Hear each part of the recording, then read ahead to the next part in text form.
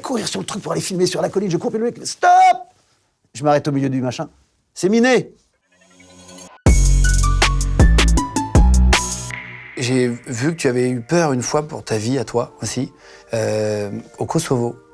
J'ai pas compris. On m'a envoyé des bribes, j'ai envoyé des messages à tous tes amis. En fait, je suis allé jouer au Kosovo pendant la guerre, juste à la fin de la guerre au Kosovo.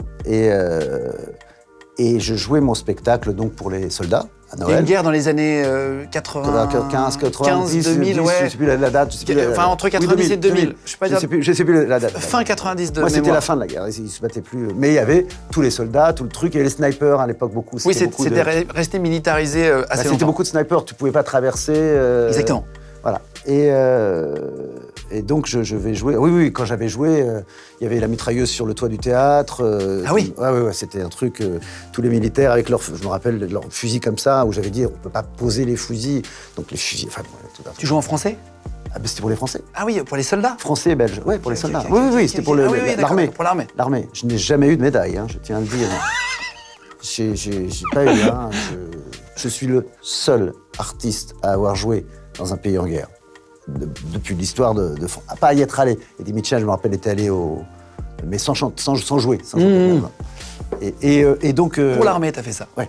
C'est sympa, en tout cas. On embrasse tous les militaires et tout. On reçoit beaucoup de militaires ici, on embrasse l'armée. C'était super. Qui ont besoin en plus de réconfort. J'avais rencontré des mecs et des filles, des hommes et des femmes, parce qu'il y a les deux, il y a beaucoup des deux.